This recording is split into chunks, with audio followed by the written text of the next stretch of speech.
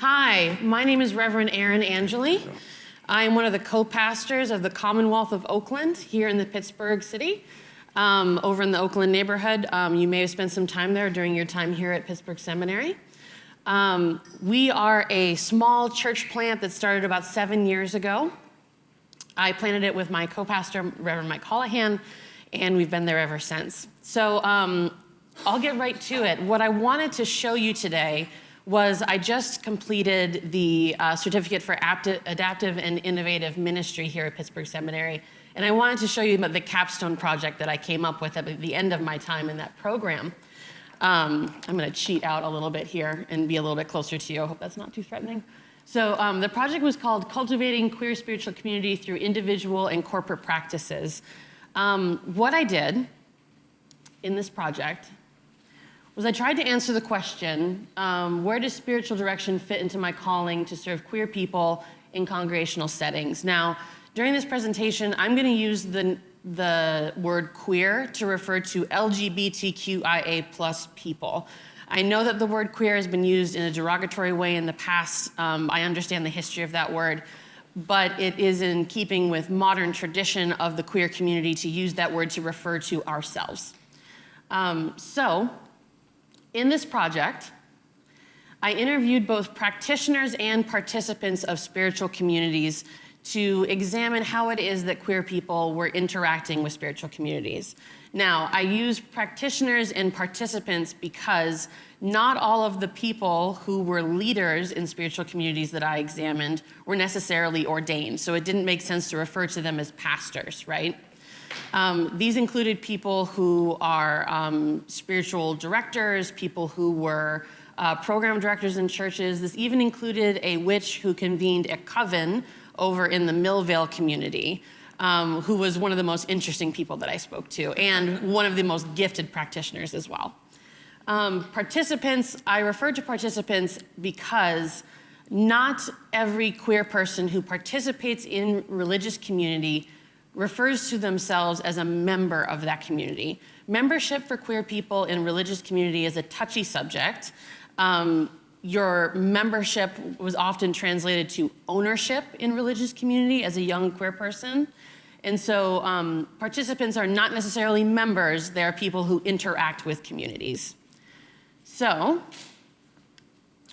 one of the things that I wanted to examine was something that I noticed alongside my counterpart in our own context, which is something that we referred to at the time as the orbit models. So orbit models are, imagine a simple orbit with a star at the center and an object moving equidistant all around the perimeter of it, right? This is how we traditionally think of church membership or church interaction with an individual. Someone enters the orbit of a church, the church at the center, and they stay connected. They participate in activities and programs. They go to Bible studies. They interact with the pastor. They're there every Sunday. That's how our parents typically, or my parents typically, thought of participation in church communities. For queer people, orbit models look much different. Imagine instead, with the church at the center, an orbit that has a much more elongated shape, one that may pass close to a church community and then veer very far away from it, and yet is always interacting with it in some way. When I was interviewing participants and practitioners in this project, I tested the orbit model on them and asked, is this something that you're seeing in the way that you're pastoring queer people? And it turned out that it wasn't just Commonwealth that was observing this model. This model was in every community that I interviewed. And so we'll get to some closing thoughts about why that's interesting. But the thing about the orbit model is it has to change the way that we expect people to interact with churches. We can't expect people to come into a church community and be consistently interacting with programs and practitioners and other members from day one. Instead, queer people tend to come in and out of community as they test the boundaries of their own faith development. They tend to also retreat back to their own queer community for self-care, for further spiritual development, for reflection. The next model that I tested out on the people that I interviewed was something that I referred to as gestation periods.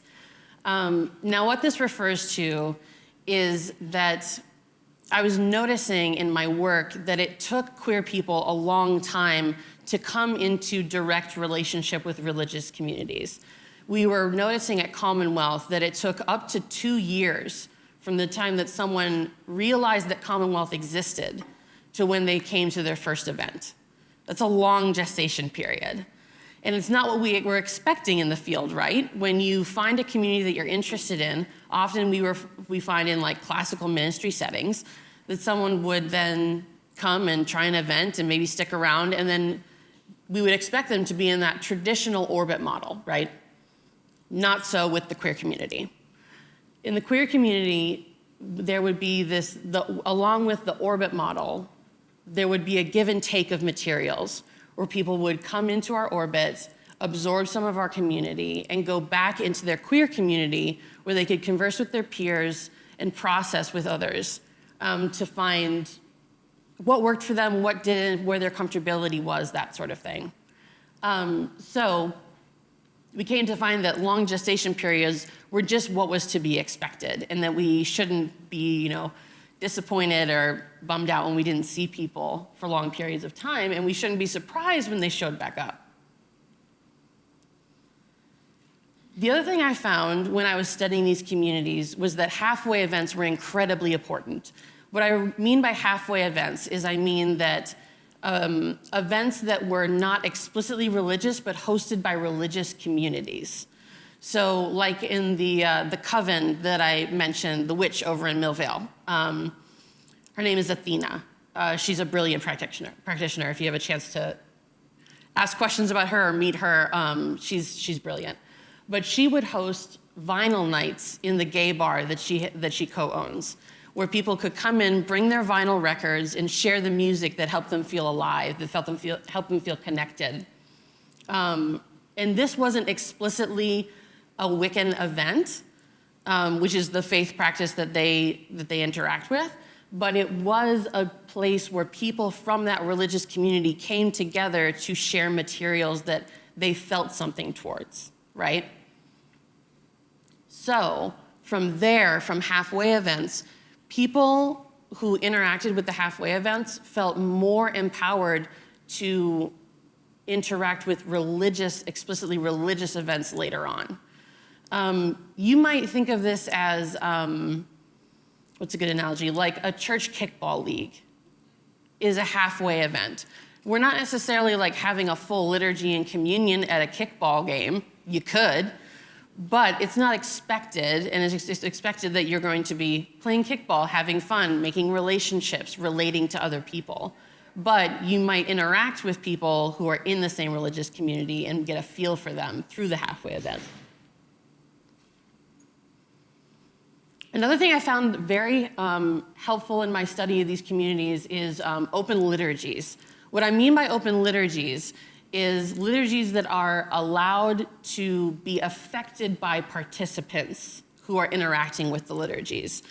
Now, when we think of liturgies in Presbyterian terms, we might think of that, oh, this is a piece of paper, I say one thing, you say one thing, and we go back and forth like that.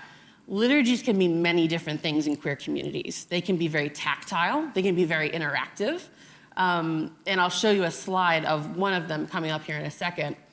But in open liturgies, what made them welcoming to queer people was that they were allowed to have some sort of effect on the way the liturgy was presented, either them helping present it, the way it was written, so the actual drafting of it before the religious event, or the way it was carried out. They were allowed to participate in it. For many queer people coming up in religious communities, liturgies are something that happened to you. A baptism happened to you, or communion happened to you or around you if you were denied communion. When you're allowed to affect the ritual that is happening around you, you feel on equal footing with other people in the room.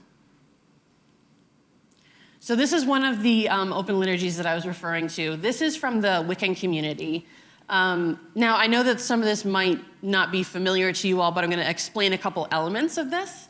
So first, all of these elements were brought to this table by participants. There's very little materials in this picture that were actually provided by the practitioner, Athena. Some of the only things were, say, these colored candles, which symbolize different things, right? But all of these crystals, all of those were provided by participants, the snow globe, the painting. And this particular ritual was to honor inner child concepts. And so everyone has a different concept, a different expression of what their inner child is like, right?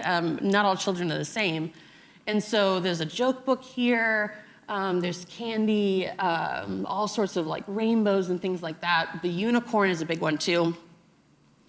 All of these were things that were believed to be acceptable to contribute to an altar. This isn't an altar that a practitioner set up and you're not allowed to touch it, you gotta stay back there. This is an altar that was constructed by the people. Another open liturgy, this one comes from East Liberty Presbyterian Church just down the street here. They have a queer community gathering where they say this opening prayer and statement of sanctuary at the beginning of every gathering, and they drafted this together, all of them. And so often we find for queer people, when we're reciting liturgies in a congregational setting, it's something that's prescribed for you to say, and you don't always agree with what you're saying. Sometimes you even say words that are contradictory to your identity. But with these words, these were consensually constructed by the queer community itself. And so you can imagine the meaning is much deeper, and the element of consent is there as well.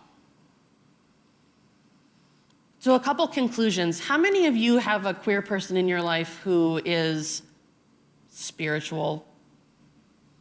Okay, so this is the part that I hope will be practical and applicable to you, even if you're not directly pastoring this person. These conclusions might help you understand the journey that they're on to a certain extent.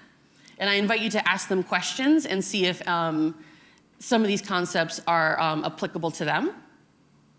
So for faith practitioners should use a multifaceted approach when caring for queer people. This does include, I found, offering spiritual direction. What I have found in the study is that there were both individual and corporate wounds that queer people experience when they're in religious community. Individual wounds from, say, spiritual leaders or pastors, and a corporate wound that they might experience from a congregation or from a group of people. Both those wounds need healing, and one place to start there is with the spiritual director. Passive materials to interact with are incredibly important. What I mean by passive materials are having a footprint online, print materials, or a brick and mortar building that people can observe and absorb. So for Commonwealth, that means that we have a very active Instagram feed. You know exactly who we are and exactly how that's changing or not changing all the time. Now, that's just because Instagram is a popular way to communicate at this time. Your passive materials can be just about anything. Next is to facilitate ways for participants to affect liturgy. This can be dicey, but when you may experience this as dicey, I would invite you to think of it as more of a creative practice.